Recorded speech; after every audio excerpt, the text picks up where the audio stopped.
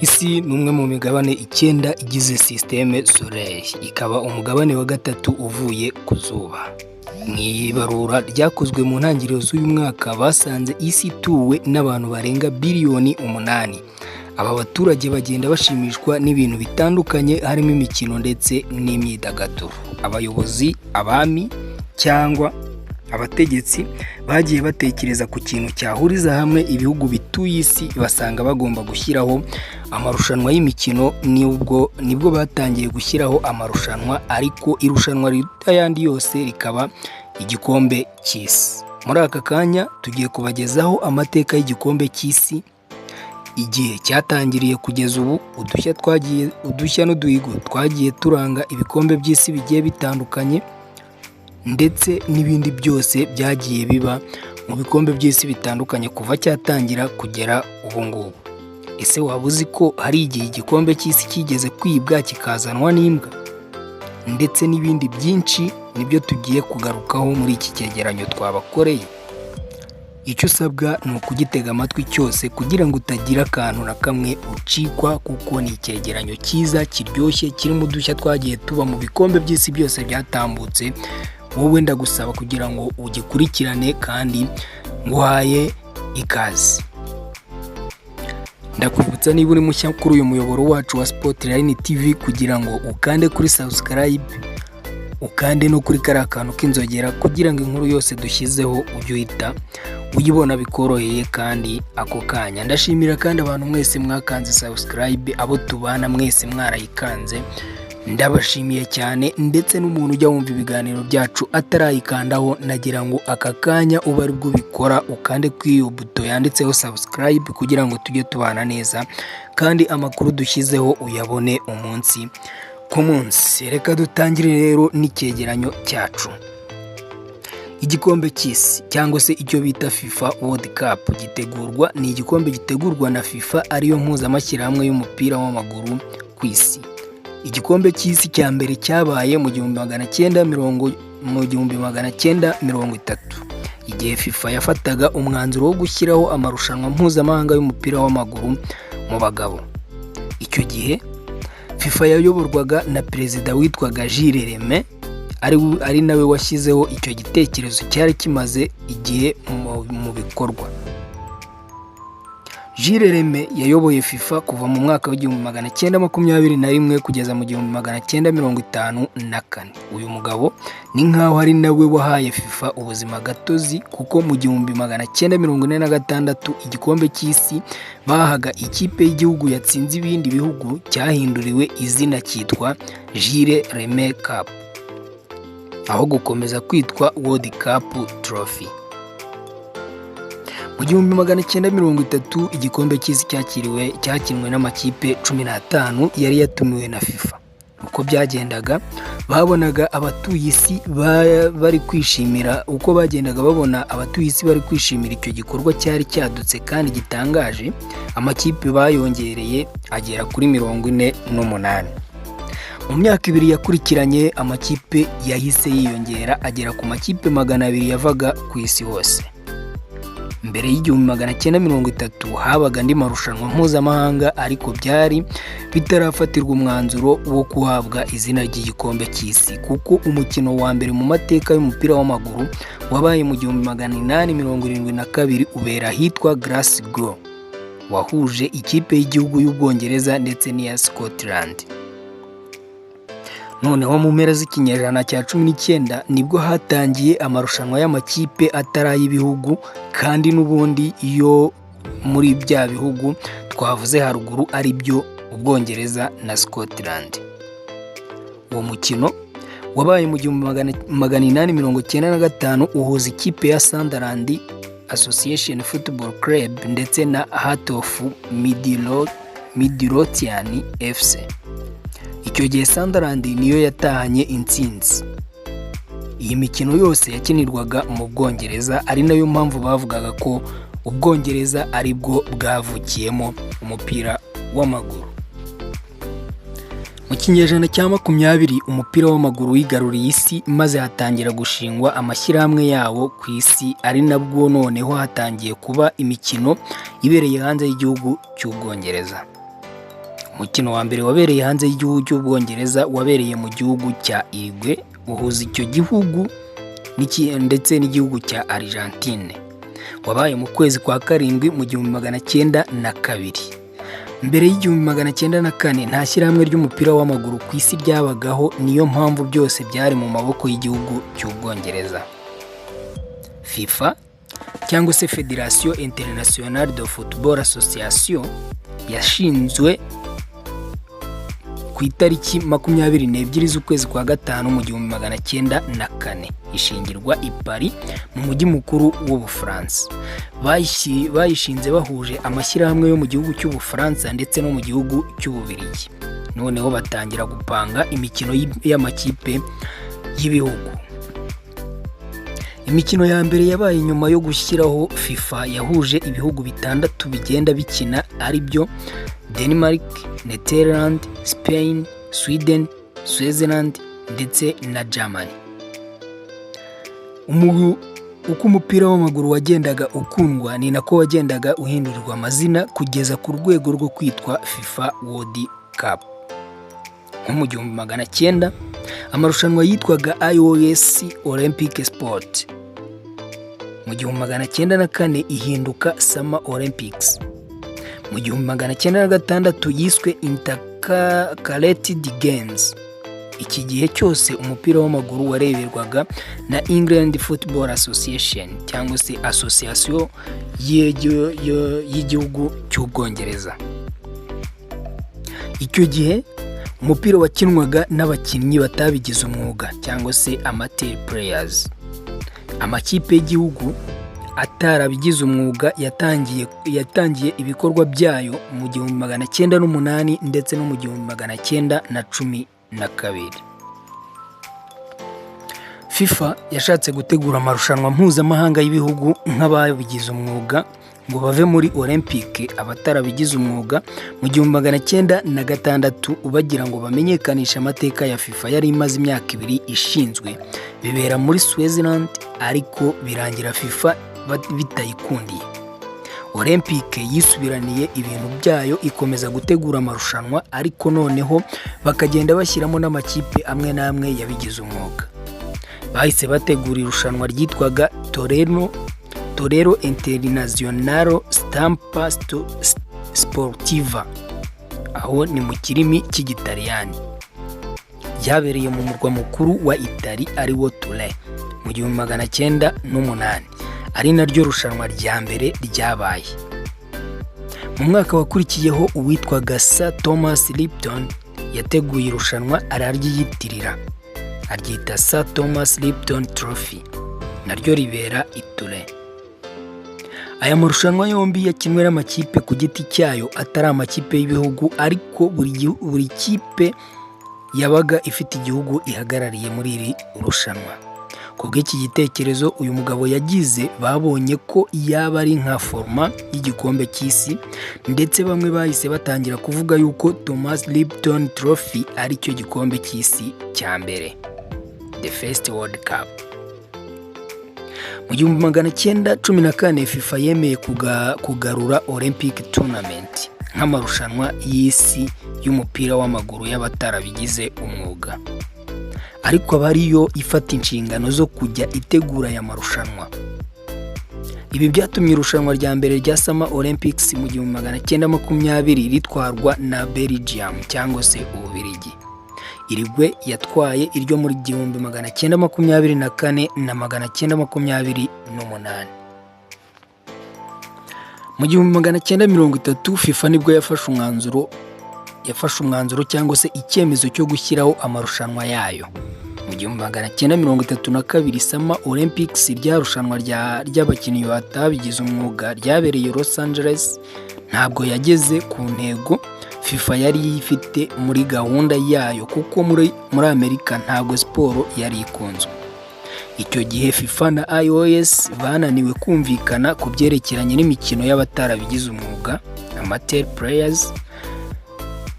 Football ikurwa muri iyo mikino yategurwaga na Olympic Games yari iri kubera i Los Angeles. Perezida wa FIFA Gilles Rimet yahise afata umwanzuro utarumvikanyweho, ntabwo yawumvikanyweho n'abandi, wo gushyiraho amarushanwa y'igikombe cy'isi. Igikombe cy'isi cya mbere Uruguay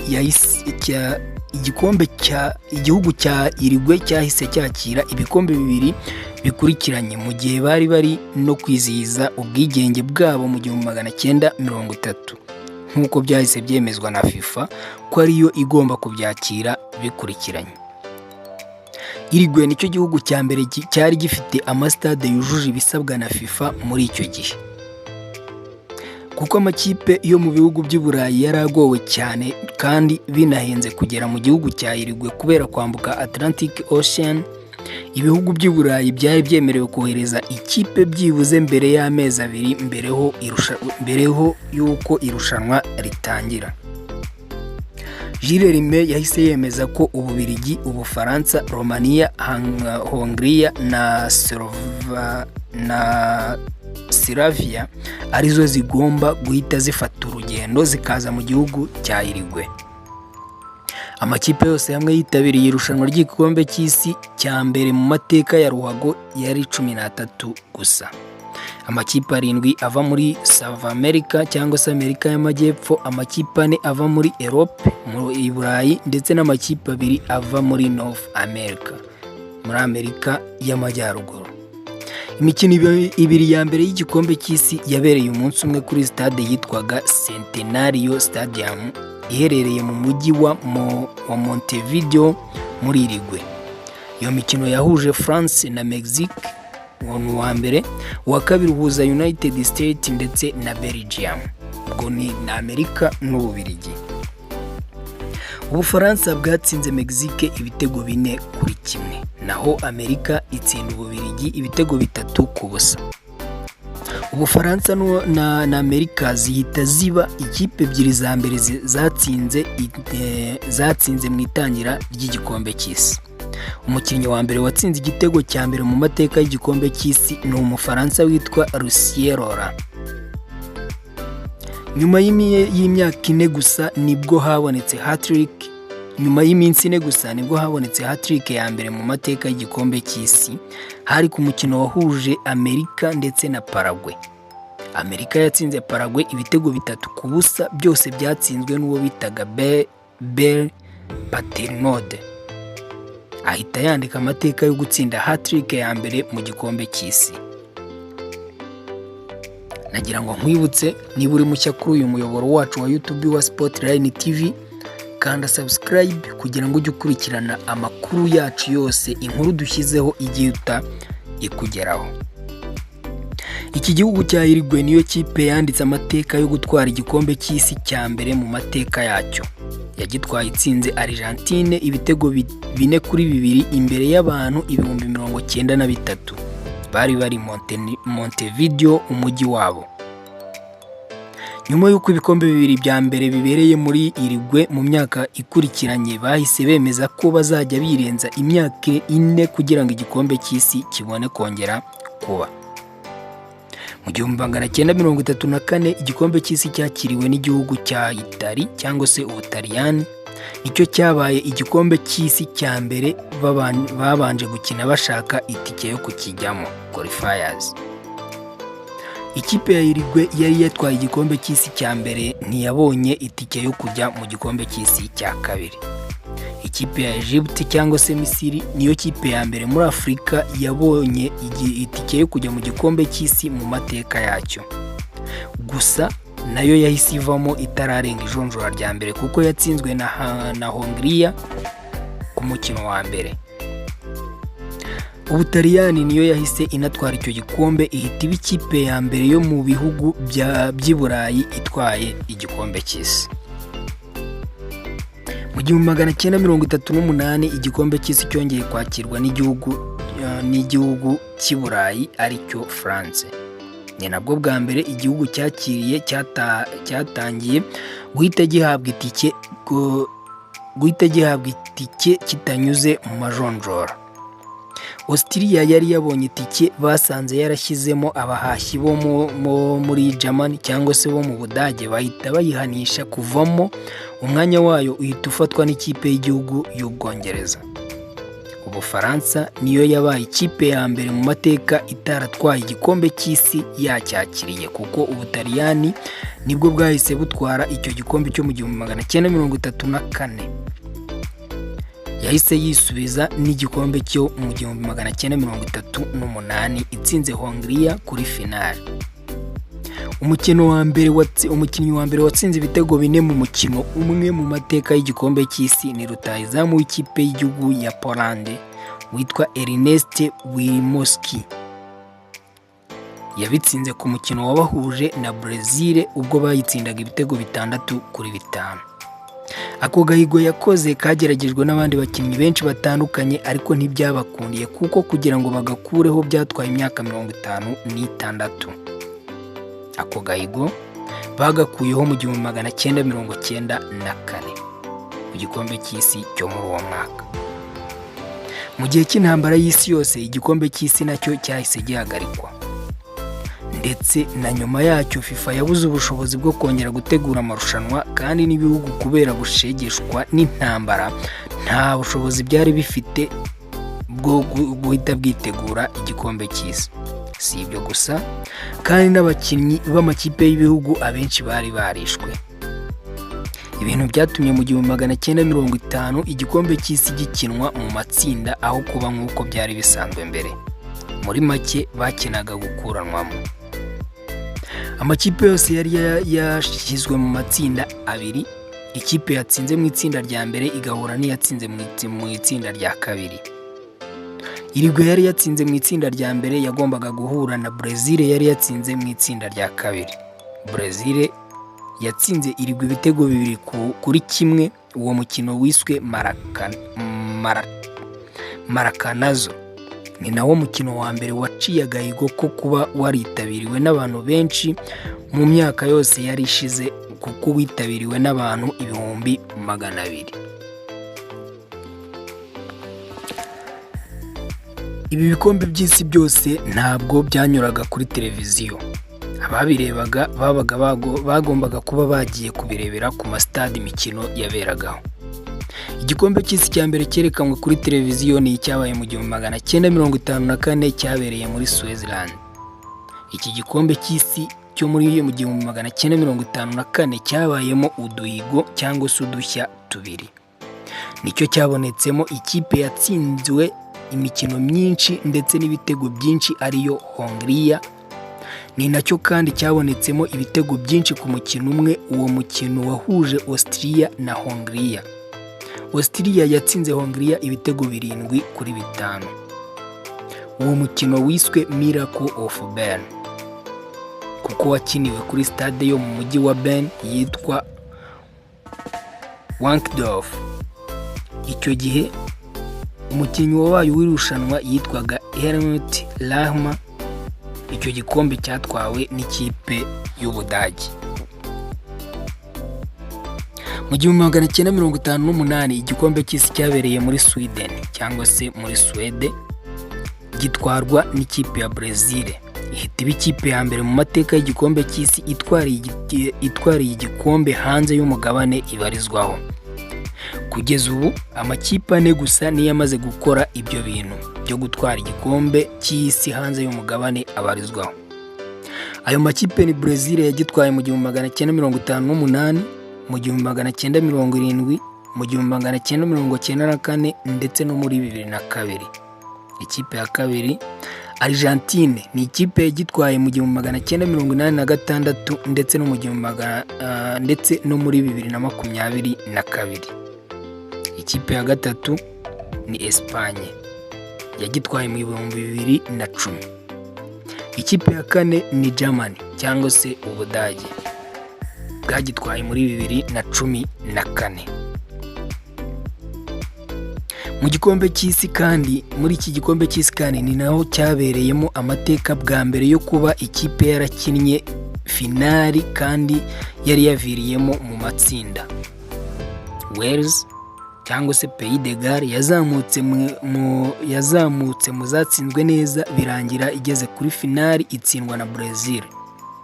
Iki gikombe kandi ni nacyo cya mbere Pele yigaragarijemo kuko yanatsinzemo ibitego 2 kuri finali. umwataka w'umufaransa Juste Fontaine niwe wabaye top scorer w'irushanwa ry'icyo gihe muri icyo gikombe cy'isi. Chili yahise yakira igikombe cy'isi cyakurikiyeho mu 1962. Mbere y'imyaka 2 ngo igikombe gitangire hari harabaye umutingito ukomeye cyane ku isi wangije ibikorwa remezo byinshi, ariko ntibyabujije igikombe kuba. Mu gihe irushanwa ryari rigiye gutangira, abakinnyi babiri bakomeye bahise bagaragaza meforme cyangwa se kuba batari fit. Harimo Pele wa Brazil yahise avunika ku mukino wabahuje na Slovakia, ndetse na Levi Yashini umuzamu wa Soviet Union, kandi aribo bari bitezweho ibitangaza muri iki gikombe. Muri iki gikombe cy'isi kandi ni nacyo cya mbere cyabayemo imvururu kugeza ubwo polisi yabyinjiyemo. Byabaye ku mukino wahuzaga Ubutaliyani na Chili, ubwo abakinnyi bashyamiranaga ku mpande zombi. Abakinnyi babiri bo mu ikipe y'Ubutaliyani basohowe mu kibuga n'umusifuzi w'umwongereza witwaga Ken Aston. Umukino warangiye Chili itsinze Ubutaliyani 2-0. Ikipe y'Ubutaliyani yasohotse mu kibuga irinzwe na polisi kugira ngo bahoshe izo mvururu. Iki gikombe Brazil niyo yagitwaye itsinze Slovakia 3-1. Muri iki gikombe kandi niko umunyakolombia Marcos Skur yandikiye amateka ya mbere mu bikombe by'isi byari bimaze gukinwa yo kuba yaratsinze igitego ateye koroneri, umupira uhita wijyana mu izamu nta muntu uwukozeho. Icyo gitego yagitsinze umuzamu wa Soviet Union ari we Levi Yashini, niwe wa mbere wabikoze mu mateka y'igikombe cy'isi. Nkuko muri kubyumva, muragenda mwumvamo uduhigo twinshi twagiye dukorwa muri buri gikombe cy'isi. Wowe ugume wumve inkuru yose uyirangize. Mu 1966 igikombe cy'isi cyakiriwe n'ikipe y'igihugu y'Ubwongereza. Icyo gikombe cy'isi cya mbere mu mateka cyatangiwemo kwamamaza, ndetse ni nacyo cyahawe logo bwa mbere ku nshuro ya mbere. Iki gikombe cy'isi cyagaragayemo udushya twinshi, ariko agashya karenze utundi ni uburyo icyo gikombe cyibwe kikaza kubonwa n'imbwa. Mu gihe bari mu myiteguro, amakipe yose yarahageze yaratangiye kwimenyereza no kwishyushya. Igikombe cy'isi cyibwe n'abantu batazwi. Nyuma y'icyumweru kimwe gusa cyaje kuboneka kizanywe n'imbwa bita Pikre. Muri icyo gihe kandi South Africa yarahanwe ivanwa mu gikombe cy'isi kubera imvururu kubera ivangura apartheid ryari riri muri icyo gihugu cyabo. Muri iyo minsi ndetse ibyo bihano byakomeje kugeza mu 1992, ubwo FIFA yongeraga kwemerera Federasiyo ya South Africa cyangwa se ya Afurika y'Epfo kongera gutegura ikipe y'igihugu. North Korea yabaye igihugu cya mbere cyo muri Aziya kigeze muri 1/4 kirangiza ikuyemo Ubutaliyani. Ubwongereza nibwo bwatwaye icyo gikombe. Geoff Hurst niwe wabaye umukinnyi wa mbere mu mateka watsinze hat-trick kuri finali y'igikombe cy'isi. Hanyuma Eusebio wakiniraga Portugal niwe wabaye top scorer w'irushanwa atsinzemo ibitego 9. Mu 1970 igikombe cy'isi cyahuriranye n'ihangana ry'umupira w'amaguru hagati y'ikipe ya Honduras ndetse n'ikipe y'igihugu ya El Salvador. Finali yabereye Mexico. Mu matsinda hibukwa cyane umukino wahuje Ubwongereza na Brazil, kuko umuzamu w'Ubwongereza Jordan Banks yakoze save y'irushanwa ubwo Pele yamuteraga umupira ukomeye cyane ari hagati mu kibuga ahita awukuramo. Ikindi kibukwa cyane ni umukino wa 1/2 wahuje Ubutaliyani n'Ubudage, aho ibitego 5 byatsinzwe muri extra time cyangwa se mu minota y'inyongera, ndetse n'umukinnyi Franz Beckenbauer wakinaga nta kuboko afite. Iminota yagenwe yarangiye ari igitego 1-1. Nyuma ya extra time byarangiye Ubutaliyani butsinze Ubudage ibitego 4-3, nayo itsindirwa kuri finale na Brazil 4-1. Brazil ibiracyegukanye ihita iba ikipe ya mbere mu mateka itwaye ibikombe 3 by'isi yahise inagitwara burundu. Niho byahereye ko ikipe izajya igitwara inshuro 3 izajya ihita icyegukana. Mu 1978 igikombe cy'isi cyabereye muri Argentine. Cyahuriranye nuko hari hashize imyaka 2 habaye coup d'etat muri Argentine. Abaturage bo muri Netherland bamwe banze kujyayo, ndetse n'umusitari wabo Johan Cruyff yanze kujyayo kubera ibibazo bya politike, ndetse n'ikipe yose yanga kujyayo. Iki kandi ni nacyo gikombe cya mbere Tunisia na Iraq zitabiriye ku nshuro yabyo ya mbere. Tunisia ihita inatsinda umukino wayo wa mbere ufungura wayihuje na Mexico ibitego 3-1. Ihita yandika amateka yo kuba ikipe ya mbere muri Afurika itsinze umukino mu gikombe cy'isi. Mu ijonjora rya kabiri yari ifite amahirwe yo gukomeza ikuyemo Peru. Umukino wabo wari gutangira nyuma y'amasaha atari make bamenye ko Brazil yatsinze Poland 3-1. Ubwo Argentine yari ibizi ko igomba gutsinda Peru ibitego 4 kugira ngo igere kuri finali, barakinnye igice cya mbere kirangira ari ibitego 2-0. Mu gice cya kabiri Argentine yongeyemo ibitego 4, umukino urangira ari ibitego 6-0. Byahise bitangira guhizwa ko Peru yaba yarahawe amafaranga kugira ngo itange umukino Argentine yigire kuri finali. Brazil yahise ivamo, Argentine ihita inatwara icyo gikombe itsinze Netherland ibitego 3-1. Mu 1982 igikombe cy'isi cyabereye muri Espagne, cyitabiriwe n'amakipe 28 agabanywamo amatsinda 6. Buri tsinda ririmo amakipe 4. Aha naho habonetsemo udushya dutandukanye ku mukino wahuje Kuwait n'Ubufaransa. France imaze gutsinda ibitego 3-1 ikipe ya Kuwait yose yarahagaze mu kibuga. Bari bumvise ifirimbi bagira ngo niyo umutoza kandi ari y'abafana. Hanyuma umudefenseri wa France Maxime Bosses ahita atsinda igitego. Perezida wa Federasiyo ya Kuwait ari we Sheikh Fahid Al Ahmad Al Sabah yahise amanuka mu kibuga ajya guha ukuri umusifuzi agikuraho. Ariko muri ako kanya wa mukinnyi watsinze igitego n'ubundi yahise yongera atsinda ikindi, n'ubundi umukino urangira ari ibitego 4-1. Akandi gashyano ukuntu ikipe ya Hongria yanyagiye ikipe ya El Salvador ibitego 10-1. Ihita iba ikipe ya mbere itsinze ibitego byinshi mu gikombe cy'isi. Igikombe cy'isi cyatwawe n'Ubutaliyani. Umukinnyi wabo witwaga Dino Zoff aba umukinnyi wa mbere utwaye igikombe cy'isi akuze kuruta abandi. Rutahizamu wabo Paulo Rossi niwe wabaye top scorer atsinze ibitego 6 harimo hat-trick yatsinze Brazil.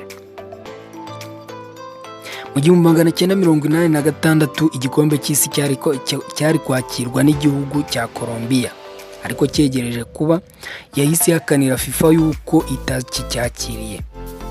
Ubwo Mexico yahise icyakira ihita iba igihugu cya mbere cyakiriye ibikombe by'isi 2.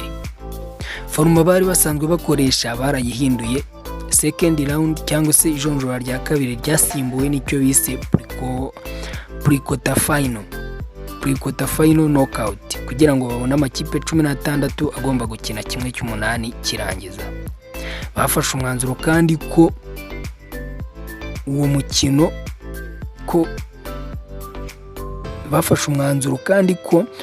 umukino wo gushaka izizajya kuri finali ugomba kubera rimwe kugira ngo birinde impaka n'imvururu nk'izabaye mu gikombe cy'isi cyabanje cyo muri 1982. Canada, Denmark na Iraq nibwo bwa mbere zari zitabiriye icyo gikombe cy'isi, ariko zigera muri 1/2. Jose Batista umunyayirigwe yaciye agahigo ko kuba umukinnyi wa mbere watsinze igitego cyihuse kurusha ibindi byose mu bikombe by'isi byari bimaze gukinwa. Icyo gitego yagitsinze ku isegonda rya 56 agitsinze Scotland. Muri kimwe cya kane hibukwa cyane umukino wahuje Ubwongereza ndetse na Argentine ubwo Diego Maradona yatsindaga ibitego 2 bitangaje akanaba umukinnyi w'irushanwa. Igitego cya mbere yagitsindishije ukuboko ariko babimenya nyuma y'uko umukino urangiye. Bahita bakita igitego cy'ukuboko kw'Imana, Hand of God's goal. Naho igitego cya kabiri cyanditswe nk'igitego cy'ikinyejana. Kuri finali Argentine yatsinze Ubudage ibitego 3-2 bigizwemo uruhare na Diego Maradona ndetse bituma n'umutoza wabo George Burruchaga yongererwa amasezerano. Mu 1990 igikombe cy'isi cyongeye kubera mu Butaliyani. Igihugu cya Cameroon cyari kigiye mu gikombe cy'isi ku nshuro ya kabiri yageze muri kimwe cya kane kirangiza. Yari yanatsinze Argentine yari ifite igikombe giheruka ku mukino wo gufungura irushanwa. Niyo kipe rukumbi yo muri Afurika yari igeze muri kimwe cya kane cy'igikombe cy'isi. Mexique yakuwe muri icyo gikombe bakiri mu ijonjora rya mbere, inahanishwa imyaka 2 idakina amarushanwa yose kubera kubeshya imyaka mu marushanwa y'abato. Akandi gashya gakomeye cyane gasekeje kabaye muri iki gikombe cy'isi cyo mu 1990 ku mukino wahuje amakipe abiri yo muri Amerika y'Epfo bashaka iyibona qualification yo kujya muri kimwe cy'umunani kirangiza. Izo kipe ni Brazil ndetse na Chile. Umuriro w'amagambo waratse mu kibuga nyuma y'uko Chile yari itsinzwe igitego. Umuzamu wayo Roberto Rogers yikebye mu maso n'urwembe yari yahishe muri gaze. Ikipe yose yikura mu kibuga kuko batari basifuye iryo kosa. Igitangaje baje gusanga ari we wikebye, bamuhanisha kutagira igikorwa na kimwe cy'umupira w'amaguru agaragaramo mu myaka 12 ndetse n'ikipe ye ihanishwa kutagaragara mu gikombe kizakurikiraho cy'1994. Ikipe y'igihugu ya Ireland niyo ya mbere yanditse amateka yo kugera muri kimwe cya kane idatsinze umukino n'umwe kuko yanganyije imikino 4 yose. Iki gikombe cy'isi cyatwawe n'Ubudage butsinze Argentine igitego 1-0. Yitwa ikipe itwaye ibikombe 3 by'isi. Mu 1994 igikombe cy'isi cyabereye muri Amerika. Icyo gikombe cy'isi cyasojwe kuri penalty. Uburusiya, Ubugiriki, Nigeria, Saudi Arabia nizo kipe zari zitabiriye igikombe cy'isi bwa mbere. Uburusiya bwari busimbuye Soviet Union kuko bari bamaze kwihuza mu 1991. Muri iki gikombe Diego Maradona yakuwemo yarahanwe hagati mu irushanwa kubera ko bamupimye bagasanga yarakoresheje cocaine. Ikipe ye yahise isezererwa itarenze umutaru na Romania. Iki gikombe cy'isi ni nacyo cya mbere mu byatambutse byose cyitabiriwe n'abantu benshi mu mateka y'igikombe cy'isi kuko cyakurikiwe n'abantu 3,587,538 n'abantu 538. Ku kigereranyo cy'abantu 68,991 kuri buri mukino. Ndetse kuva icyo gihe ako gahigo kagumyeho kugeza muri 2018. Umurusiya Oleg Sarenko yabaye umukinnyi wa mbere mu mateka watsinze ibitego 5 mu mukino umwe ubwo batsindaga Cameroon ibitego 6-1. Ku myaka 42 umunyakameroni Roger Mila yabaye umukinnyi wa mbere mu mateka y'igikombe cy'isi watsinze igitego akuze kurusha abandi. Yagitsinze ku mukino Cameroon yakinaga na umukino Cameroon yatsinzwemo n'Uburusiya.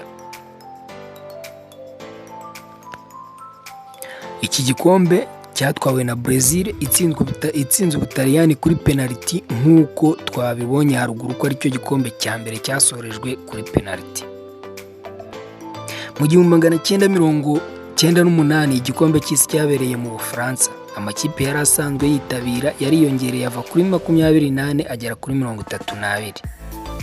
Iki gikombe nta dushya twinshi twabayemo uretse kuba Maldives, igihugu cya Maldives cyaraciye agahigo cyo gutsindwa ibitego byinshi mu mateka y'igikombe cy'isi, kuko yatsinzwe na Iraq ibitego 17-0. Ubufaransa nibwo bwahise butwara iki gikombe butsinze Brazil ibitego 3-0. Ronaldo Gifaru yatahanye ikimwaro kuko niwe musitari wari icyamamare. Mu gikombe cy'ibihumbi 2002 igikombe cy'isi cyabereye ku mugabane wa Aziya cyakirwa n'ibihugu bibiri bifatanyije, ari byo South Korea, Korea y'Amajyepfo ndetse na Japan, Ubuyapani. Umunyatogo Souleymane Mamamu niwe mwana muto wabashije gukina umukino wo mu majonjora y'ibanze y'igikombe cy'isi ku myaka 13 gusa. Ikipe ya Australia niyo yabaye ikipe ya mbere mu mateka itsinze ibitego byinshi mu ijonjora ry'ibanze, kuko yatsinze Amerika Samoa ibitego 31-0. Ni nawo mukino wabonetsemo ibitego byinshi kugeza ubu ngubu. South Korea, Senegal,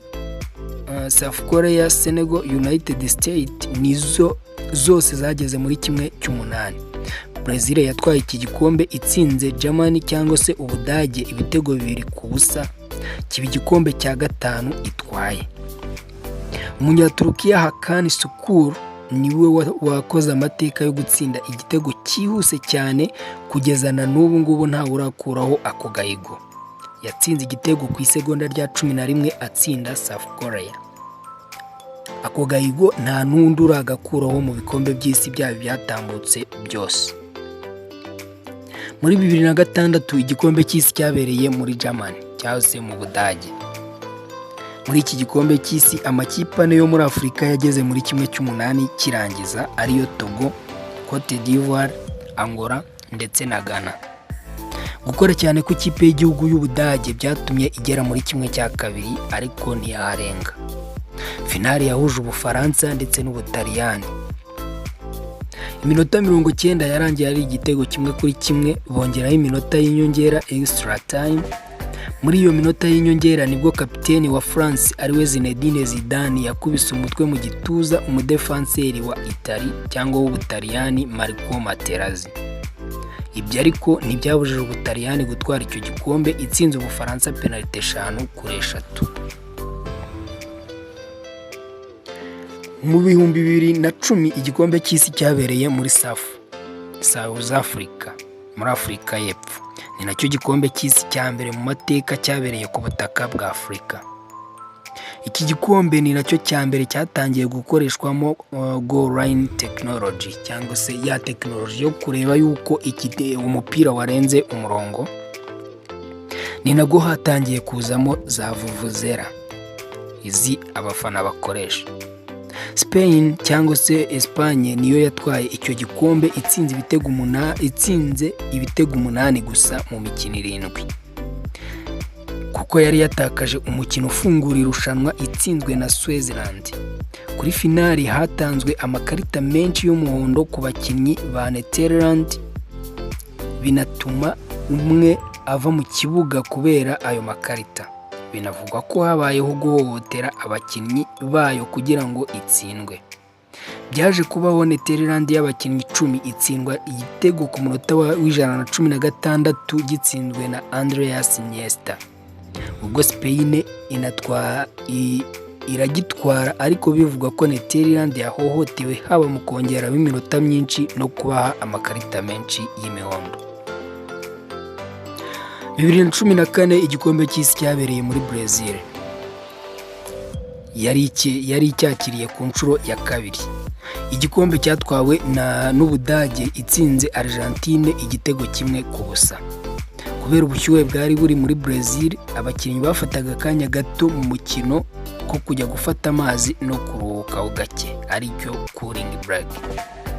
Muri iki gikombe kandi hongeye kugaragaramo goal line technology kugira ngo bajye bamenya neza igitego ko cyarenze umurongo, ndetse na ziriya sensors bajya bakoresha kugira ngo bumve uko baro iri kugenda.